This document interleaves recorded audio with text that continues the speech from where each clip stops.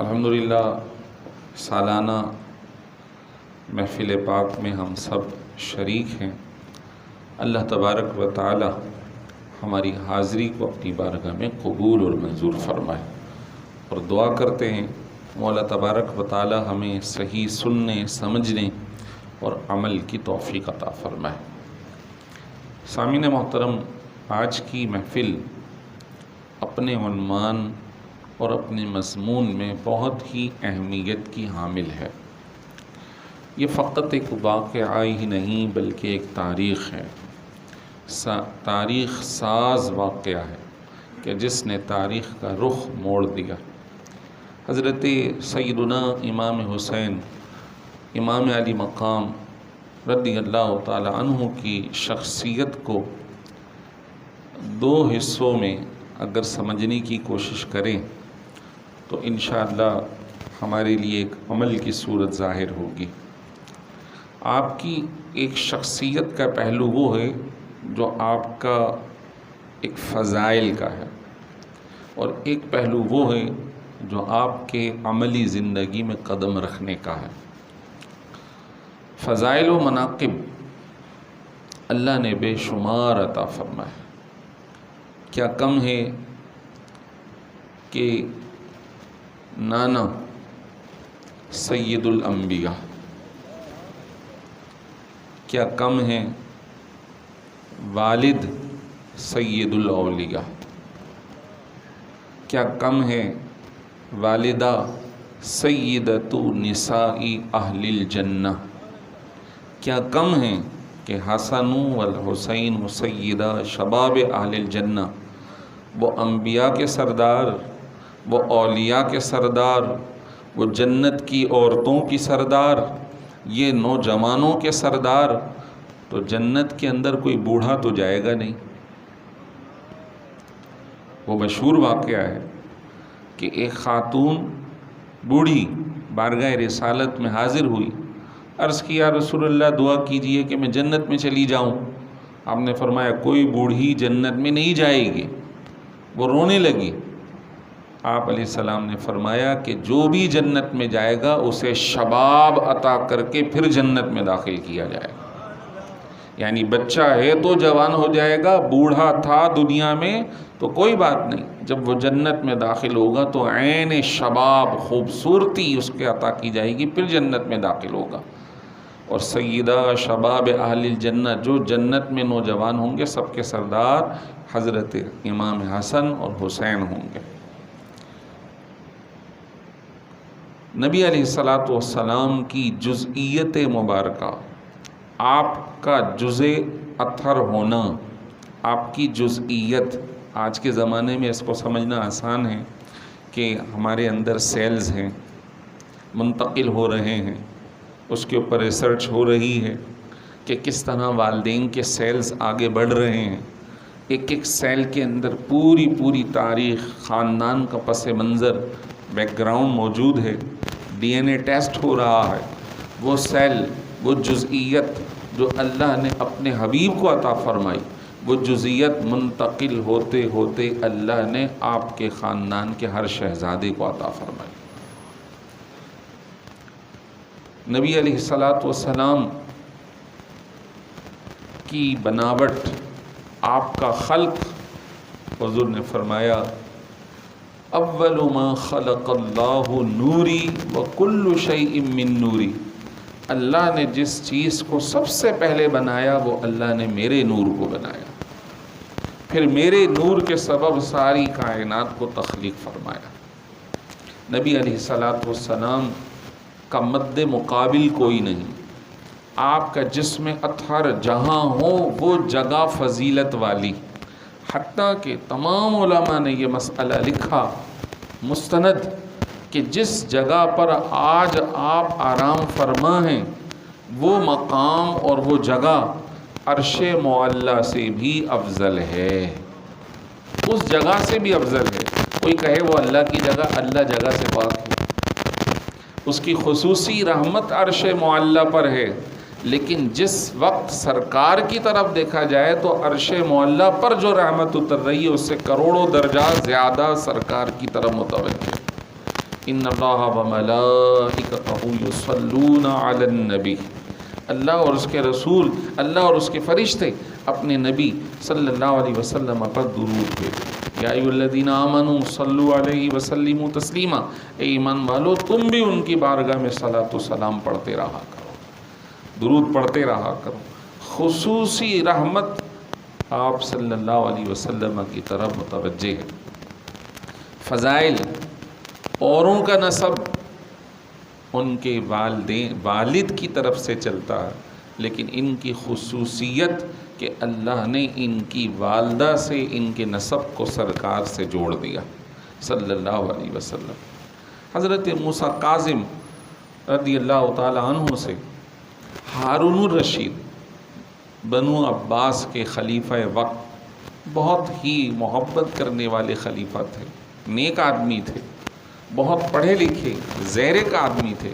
ایک روز امام وقت حضرت موسیٰ کاظم رضی اللہ تعالیٰ عنہ سے پوچھا کہ عام معمول ہے والد کی طرف سے سلسلہ آگے بڑھتا ہے، تو آپ رسول کریم صلی اللہ علیہ وسلم کی اولاد کہلاتے ہیں، آپ ان کے بیٹے کہلاتے ہیں۔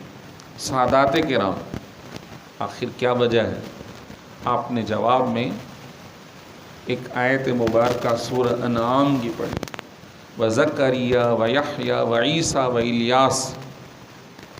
زکریا بھی یعقوب کی اولاد ہے، یحییٰ بھی یعقوب کی اولاد ہے، عیسیٰ بھی یعقوب کی اولاد ہے، اور اسی طرح آگے چل کے دیگر انبیاء کا تذکرہ آیا۔ کل من الصالحین، سارے کے سارے صالحین ہیں۔ حضرت موسیٰ کاظم نے ان کو جواب دینا چاہا، بتائیے حضرت عیسیٰ کے والد تو نہیں تھے؟ والد تو نہیں تھے، ان کی والدہ تھیں۔ قرآن نے حضرت عیسیٰ کو ان کی والدہ سیدہ مریم کے طفیل اور نسبت سے انہیں حضرت یعقوب کی اولاد میں جوڑ دیا۔ جس طرح حضرت عیسیٰ کو اللہ نے یہ مقام عطا کیا کہ ان کی والد نہیں والدہ کی طرف سے انہیں جوڑا، اللہ نے ہمیں یہ مقام عطا کیا کہ ہمیں ہماری والدہ کی طرف سے سید الانبیاء کی طرف جوڑ دیا۔ اور نبی علیہ السلام نے انہیں اپنا بیٹا فرمایا۔ آپ صلی اللہ علیہ وسلم بڑی محبت فرماتے، اور آپ کی پیدائش سے قبل آپ کی بشارت دی۔ چنانچہ ام الفضل جو کہ حضور صلی اللہ علیہ وسلم کی چچی محترمہ ہیں، اور یہ حضرت عباس بن عبد المطلب حضور کے چچا محترم کی اہلیہ ہیں، خواب دیکھتی ہیں۔ ام الفضل نے خواب دیکھا رات کو، اور وہ ڈر گئیں، خوفزدہ ہو گئیں۔ صبح بارگاہ رسالت میں آئیں، عرض کی یا رسول اللہ صلی اللہ علیہ وسلم، میں نے رات ایک خواب دیکھا ہے اور میں بہت پریشان ہوں۔ فرمایا کیا دیکھا ہے؟ عرض کی بتانے کی ہمت نہیں۔ فرمایا بتاؤ تو میں اس کا جواب دوں یا تعبیر بتاؤں۔ عرض کی کہ میں نے آج خواب میں یہ دیکھا کہ آپ کے جسم کا ایک ٹکڑا کٹ کر میری جھولی میں آ گرا ہے۔ میں پریشان ہوئی کہ آپ کے جسم کا کٹنا، آپ کا جز کا میرے پاس آنا، میں گھبرا گئی۔ حضور نے فرمایا گھبراؤ نہیں، یہ خواب یہ ہے کہ میری بیٹی فاطمہ کو اللہ ایک بیٹا دینے والا ہے، جو بیٹا کل تمہاری گود میں پرورش پائے گا، وہ میرا جز ہے۔ الحسن والحسین، حسن اور حسین میں ان سے محبت کرتا ہوں، وہ مجھ سے ہیں، میں ان سے ہوں۔ حسین منی وانا منہ، جو حسین سے محبت کرے گا وہ مجھ سے محبت کرے گا، جو اس سے بغض رکھے گا وہ مجھ سے بغض رکھے گا۔ اور ان کی والدہ سیدہ فاطمۃ الزہرا، اللہ اکبر، ماں باپ جب اعلیٰ ہوں، ان کے کردار اعلیٰ ہوں، تو اللہ اولاد کی بھی تربیت بڑی شاندار عطا فرماتا ہے۔ مسئلہ آج یہ ہے کہ ہم خود غیر تربیت یافتہ ہیں، ہماری تربیتیں نہیں، ہماری ازواج کی تربیتیں نہیں۔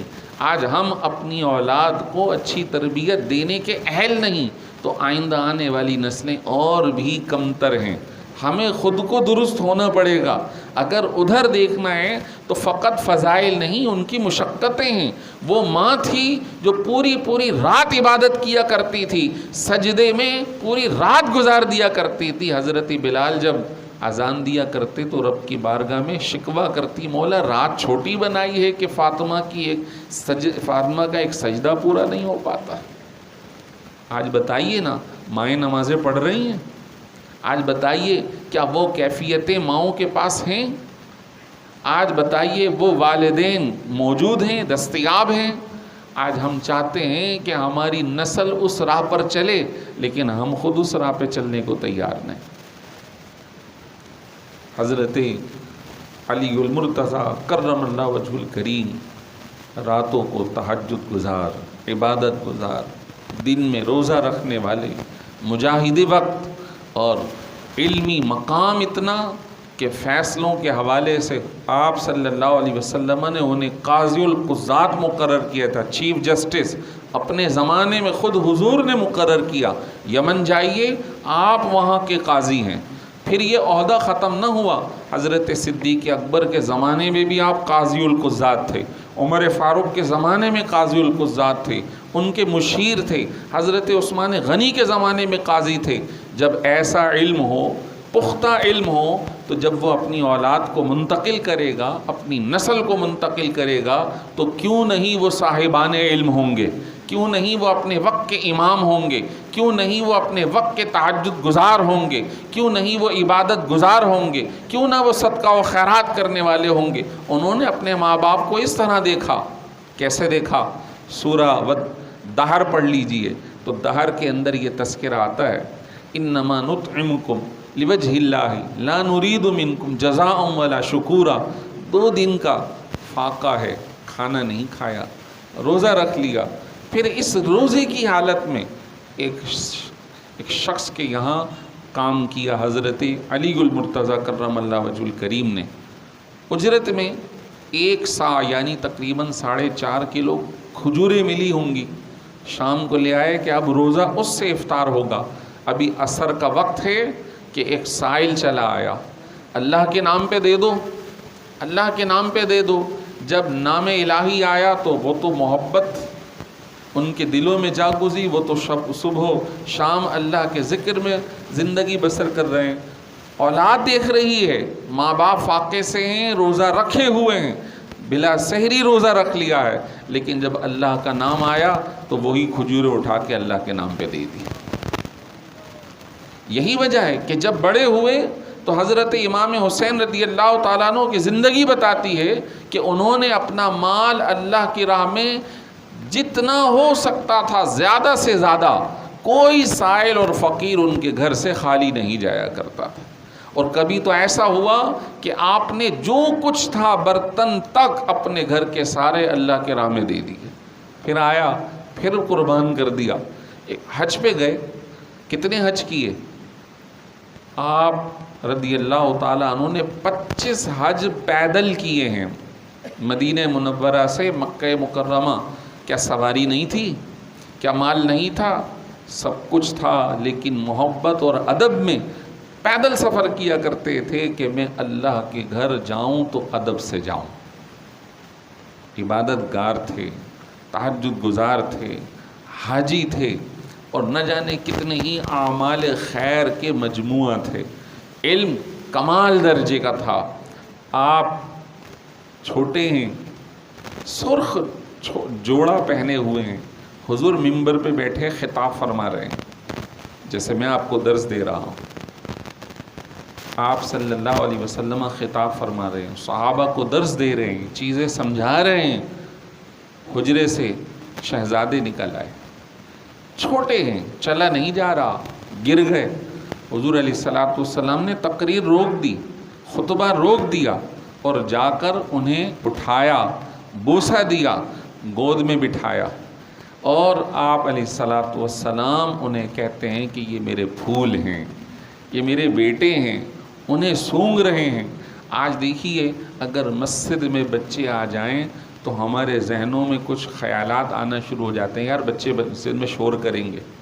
آپ نماز پڑھ رہے ہیں، وہ پیٹھ پہ سوار ہو گئے، آپ نے سجدہ طویل کر دیا، لیکن کبھی بچوں کو دور نہ بھگایا، کبھی آپ علیہ الصلوۃ والسلام نے محبت ان کے اندر کم نہ کی، بلکہ حضور کہیں سے آتے تو یہ دونوں چھوٹے شہزادے آپ کا استقبال کرتے، حضور جھک کر سواری سے اتر کر انہیں اٹھا لیتے، اپنی سواری میں اپنے آگے بٹھاتے، اور کوئی بعد والا ہوتا اسے پیچھے بٹھاتے، اور پھر اس طرح اپنے گھر کر پہنچتے تھے۔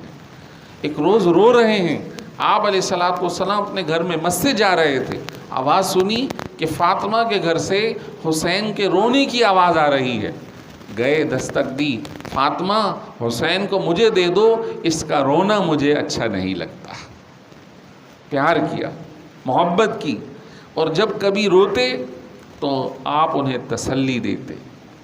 آپ صلی اللہ علیہ وسلم جب یہ پیدا ہوئے تو وہ چیز جو سب سے پہلے ان کے حلق سے نیچے اتری وہ آپ صلی اللہ علیہ وسلم کا لعاب دہن تھا۔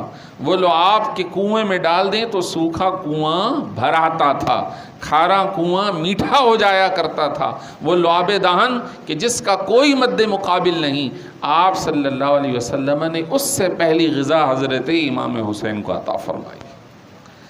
نام رکھا آپ صلی اللہ علیہ وسلم نے، دم فرمایا کرتے تھے، فرمایا میں انہی کلمات سے ان کو دم کرتا ہوں جن کلمات سے ان کے والد حضرت ابراہیم اپنے بیٹے اسحاق اور اسماعیل کو دم کیا کرتے تھے، اور وہ دعا یہ تھی، اعوذ بکلمات اللہ التامہ من کل شیطان وہامہ ومن عین لامہ، یعنی اے اللہ میں تیرے تام اور مضبوط کلمات سے انہیں تیری پناہ میں دیتا ہوں، ہر شیطان سے، ہر ہامہ موذی جانور سے، من عین لامہ اور ایسی آنکھوں سے جو ان کو شر پہنچائیں۔ حضور کو یہ بھی پسند نہیں کہ کوئی بری آنکھوں سے میرے شہزادوں کو دیکھے۔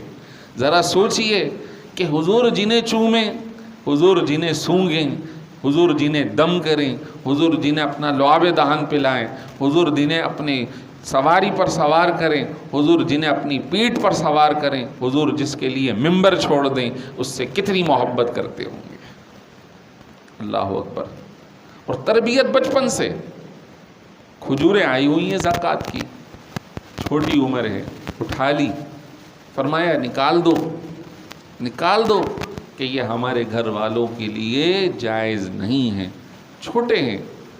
حضور علیہ الصلوۃ والسلام کے پردہ فرمانے کے وقت ان کی عمر صرف 7 سال 7 ماہ اور 7 دن تھی، یعنی 8 سال بھی پورے نہیں تھے، اتنی کم عمر تھے، لیکن آپ صلی اللہ علیہ وسلم کے پاس رہنے، ان کی تربیت اور آپ کی مجاورت، والدین کی تربیت، ان کو دیکھنا، اللہ نے وہ مقام عطا کیا کہ ہمیشہ آئندہ سنجیدہ زندگی گزاری۔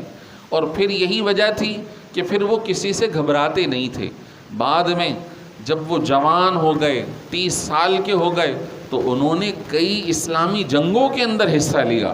حضرت عثمان غنی رضی اللہ تعالیٰ عنہ کے زمانے میں جب افریقہ کے اندر جہاد ہو رہا تھا، اس جہاد کے اندر حضرت امام حسن اور حسین دونوں جہاد میں شریک تھے۔ حضرت امام حسن اور حسین اپنے زمانے کے زبردست قسم کے شاہ سوار بھی تھے، مجاہد بھی تھے، تو ایک طرف تہجد گزار تھے تو دوسری طرف مجاہد تھے۔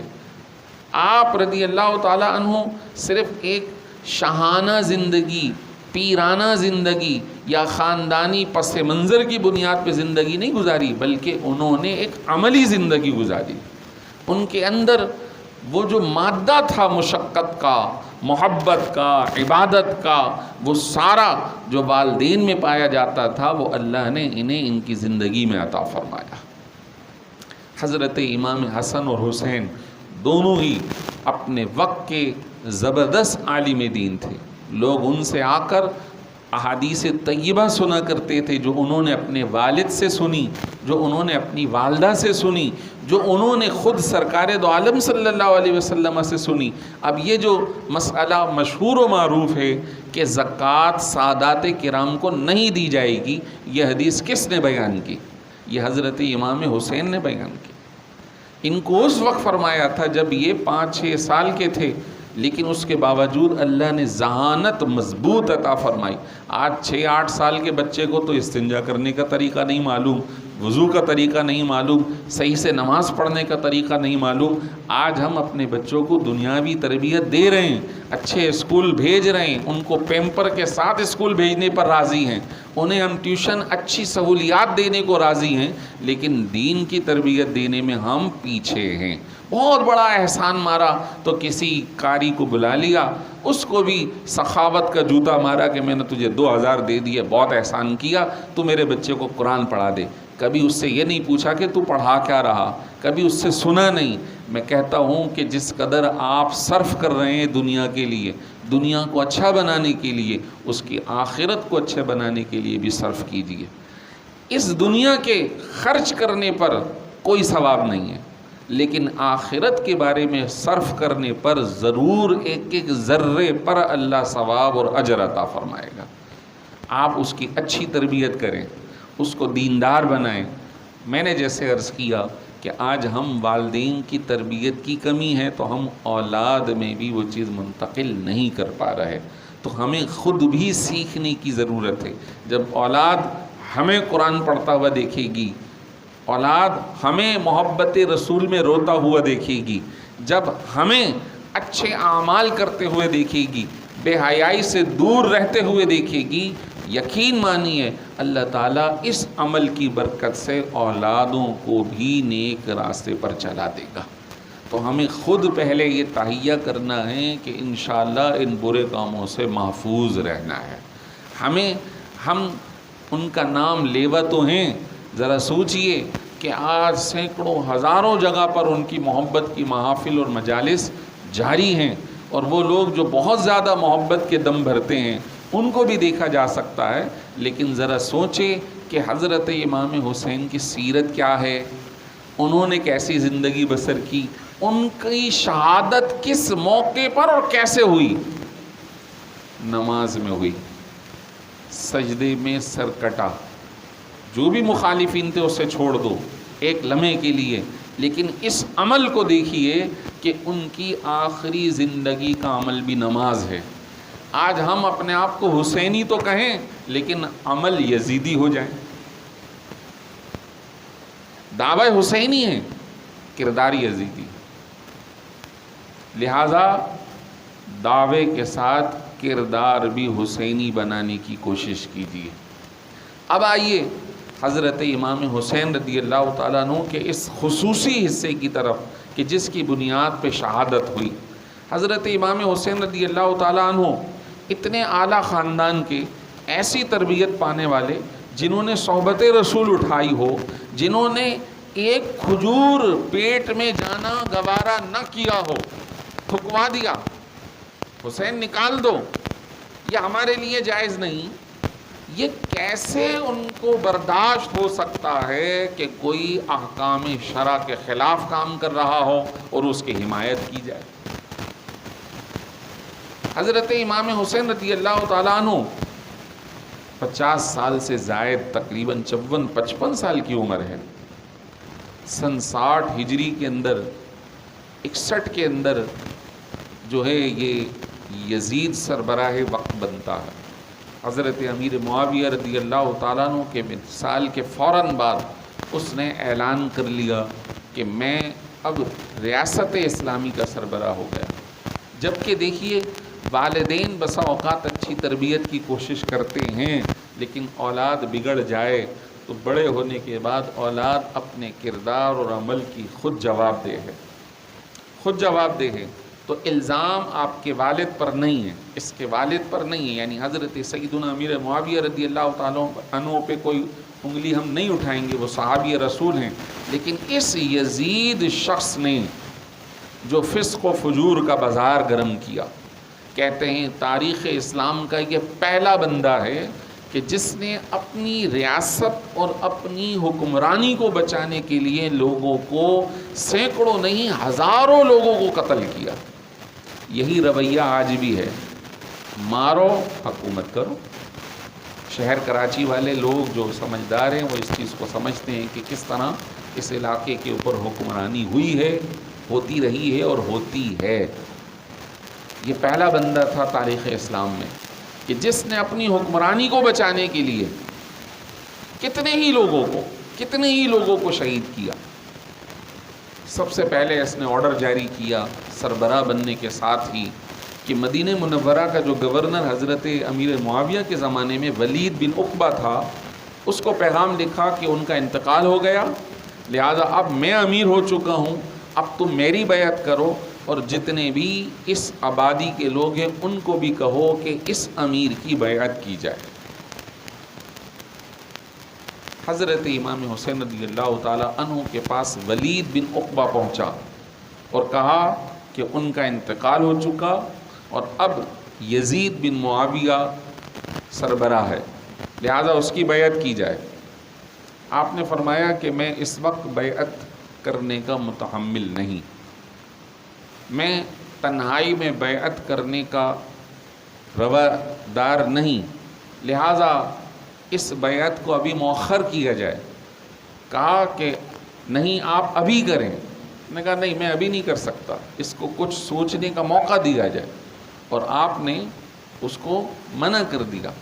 مدینہ منورہ میں حضرت امام حسین رضی اللہ تعالی عنہ نے جب بیعت نہیں کی تو جو خاندان اہل بیت کے ساتھ منسلک تھے، بہت بڑا ایک طبقہ تھا، حصار تھا جو ان سے محبت کرنے والا تھا، جب انہوں نے کہا کہ جب شہزادہ حضرت امام حسین رضی اللہ تعالی عنہ نے ابھی بیعت نہیں کی ہے تو ہم بھی ابھی یزید کی بیعت یعنی اس کو خلیفہ اور سربراہ نہیں مان رہے. ادھر یہ معاملہ ہوا. ادھر مکہ مکرمہ کے اندر حضرت عبداللہ بن زبیر رضی اللہ تعالیٰ عنہ نے بھی ماننے سے انکار کیا، ہم بھی اس کو حاکم تسلیم نہیں کر رہے. وجہ کیا ہے؟ وجہ یہ ہے کہ یہ ریاست جہاں یہ حکمران تھا وہ عراق کا علاقہ ہے، کوفہ، اور یہ مکہ مدینہ ہے. یہاں پہ صحابہ اور تابعین موجود ہیں، خود حضرت امام حسین رضی اللہ تعالیٰ عنہ صحابی ہیں. یہ کیوں کر تسلیم کر سکتے ہیں کہ ایک فاسق و فاجر جو کہ طریقہ اسلامی، جو کہ سنت نبوی کے خلاف حکمرانی کرے گا تو اسے حاکم کیسے تسلیم کیا جائے؟ بہرحال یہ سلسلہ آگے بڑھتا ہے، اور کوفہ والوں نے جس زمانے کے اندر عراق میں حضرت علی المرتضیٰ رضی اللہ تعالی عنہ رہا کرتے تھے تو وہاں کے رہائشیوں نے خط لکھنا شروع کر دیا، آپ یہاں آ جائیے، ہم آپ کا ساتھ دیں گے. آپ کے پاس اب کوئی دوسرا آپشن اس طور پر نہیں تھا کہ وہ لوگ بھی اس کو نہیں مان رہے اور کہہ رہے ہیں آپ ہمارے سربراہ ہیں، آپ شریعت کے مطابق فیصلہ کریں گے، ہم آپ کی بات کو تسلیم کریں گے. تو آپ نے لبیک کہا. جب وہاں پہنچے تو اس سے پہلے آپ کے بھیجے ہوئے قاصد حضرت مسلم بن عقیل کو وہاں کوفہ والوں نے شہید بھی کر دیا، وہاں سے فرار بھی ہو گئے. اور پھر یزید نے اپنے کوئی 22,000 لوگ، کتنے؟ کوئی 22,000 لوگ بھیجے کہ جاؤ اور ان سے بیعت لو، اگر وہ بیعت تسلیم نہیں کرتے تو ان سب کو تہہ تیغ کر دو. حضرت امام حسین رضی اللہ تعالیٰ عنہ آج کی یہ جو شب عاشور ہے، عشاء کی نماز پڑھائی، لمبی نماز ہوئی، اور اسی نماز کے اندر بعض یزید کے لشکر کے لوگوں نے بھی آپ کے پیچھے نماز پڑھی. جناب حر جو اس کے لشکر کے فرد تھے انہوں نے بھی یہاں نماز پڑھی. مکالمہ ہوا اور پھر حر حضرت امام حسین رضی اللہ تعالیٰ عنہ کے ساتھ ہو گئے اور لشکر یزید کو ترک کر دیا. آپ نے اس شب عاشور کو عبادت میں گزارا، نماز میں، تلاوت میں، اور خصوصاً ایک خطبہ دیا جس کے مختصر کلمات یہ ہیں کہ یزید کو فقط میری اطاعت چاہیے، وہ میری جان کا دشمن ہے، لہذا میں آپ کو کھلے دل سے اجازت دیتا ہوں، آپ میں سے جو جانا چاہے چلا جائے،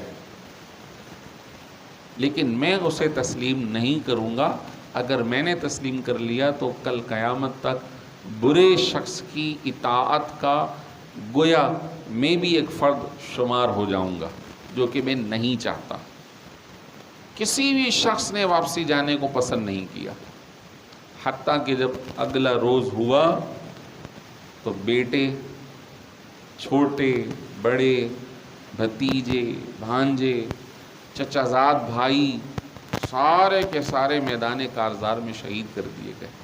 حضرت امام حسین رضی اللہ تعالیٰ عنہ نے ان کو منع کیا، سمجھایا، نہیں سمجھے، اور بالآخر آپ کو شہید کر دیا گیا۔ لیکن آپ کی شہادت سے کیا ہوا؟ کیا یزید نے اپنی حکومت بچا لی؟ کیا یزید کامیاب ہو گیا؟ نہ، حضرت امام حسین شہید ہو کر بھی کامیاب ہو گئے، اور یزید بظاہر جیت کر بھی ہار گیا۔ آج اس کو کوئی پوچھنے والا نہیں، آج کوئی عراق میں اس کے جو بھی مزار بنایا ہوا ہے وہاں کوئی جانے والا نہیں، لیکن یہاں حضرت امام حسین کے ماننے والے سینکڑوں لاکھوں کی تعداد میں۔ ایک آیت مبارکہ ہے، اِنَّا أَعْطَيْنَاكَ الْكَوْثَرَ، اے حبیب ہم نے آپ کو کوثر عطا کیا۔ جب یہ آیت اتری تو آپ کے دوسری زوجہ حضرت ماریہ رضی اللہ تعالی عنہا کے یہاں ایک شہزادے تھے حضرت ابراہیم، ان کا انتقال ہوا تھا، تو ایک شخص تھا عاص بن وائل، اس نے کہا میں ایسے کے پاس سے آ رہا ہوں کہ جس کی نسل اب ختم ہونے والی، جس کی نسل اب ختم ہونے والی۔ لیکن حضور علیہ الصلوۃ والسلام کو جب پتہ چلا آپ بڑے غمزدہ ہوئے کہ یہ میرے بیٹوں کے انتقال پہ بھی خوشی منا رہے ہیں، تو اللہ تعالیٰ نے اس وقت آیت اتاری، اے حبیب ہم نے آپ کو کوثر دے دیا، آپ کا جو گستاخ ہے اس کی نسل ختم ہو جائے گی۔ تفسیر میں لکھا کہ کوثر سے حوض کوثر، اور کوثر سے مراد ہے اولاد کثیر۔ اللہ نے بیٹی سے وہ اولاد کثیر عطا فرمائی کہ وہ سمجھا کہ نام لیوا کوئی نہیں ہوگا۔ یزید سمجھا کہ انہیں شہید کر دوں گا تو میری سلطنت بچ جائے گی، لیکن قربان جائیے کہ اللہ نے حضرت فاطمہ کی اولاد کو اس قدر کثیر کیا کہ آج دور و دراز، قرب و جوار، جہاں بھی دیکھ لیجئے شہزادگان موجود ہیں، اور بڑے بڑے بزرگ آپ کے خاندان کے، سید غوث پاک، سید خواجہ غریب نواز، سید داتا گنج بخش علی حجویری، سید، اور نہ جانے کتنے ہی خاندان اہل بیت کے فرد جو دنیا کے اندر آپ علیہ الصلوۃ والسلام کا پیغام پہنچاتے رہیں گے، اور یہ سلسلہ جاری رہے گا۔ بتانا مقصود یہ ہے کہ امام حسین رضی اللہ تعالی عنہ نے اپنی جان کے نذرانہ تو پیش کر دیا، لیکن ایک برے شخص کا ساتھ نہ دیا۔ آج صرف اس عنوان کے تحت سبق یہ ہے کہ اگر ہم حضرت امام حسین رضی اللہ تعالی عنہ کا نام لیتے ہیں تو کم از کم اتنا تو ضرور کر لیں کہ اچھے اور برے کی تمیز کر لیں۔ آج اس چیز کو تو چھوڑ دیں کہ یہ میرے خاندان کا ہے، میرا ہم زبان ہے، میری برادری کا ہے، اس چیز کو ترک کر دیں، ورنہ کل اس کی جواب دہی گردن پر ضرور ہوگی۔ جو صحیح ہے وہ صحیح ہے، جو غلط ہے وہ غلط ہے، چاہے وہ کسی بھی خاندان، کسی برادری کا ہو۔ اور یہی سبق ہے حضرت امام حسین رضی اللہ تعالیٰ عنہ کی شہادت کا۔ اگر وہ چاہتے تو یہ کہہ سکتے تھے نا کہ یہ بھی قریشی ہے، میں بھی قریشی ہوں، اگر یہ برا کر رہا ہے تو کوئی بات نہیں، میں اس کا ساتھ دوں گا، لیکن انہوں نے اپنے آل اولاد کو کٹوانا تو منظور کر لیا، لیکن غلط کا ساتھ دینا منظور نہیں کیا۔ تو کم از کم اتنا سبق تو ہم، اتنا درس تو ہم لے لیں، اور اگر ہم اسی پر قائم و دائم ہو گئے تو انشاءاللہ ہمارا ایک یہی عمل کہ ہم نے کسی برے کا ساتھ نہ دیا، کل ہماری کامیابی کا زینہ ہوگا۔ اللہ تعالیٰ سے دعا کرتے ہیں جو ہم نے فضائل، مناقب، جو سبق اور جو چیزیں سنی ہیں، اللہ تعالیٰ ہمیں عمل کی توفیق عطا فرمائے، اور اللہ تبارک و تعالیٰ سیدی امام علی مقام رضی اللہ تعالیٰ عنہ اور رفقائے کربلا سب کو جنت الفردوس میں اعلیٰ مقام عطا فرمائے۔ وآخر دعوانا ان الحمد للہ رب العالمین۔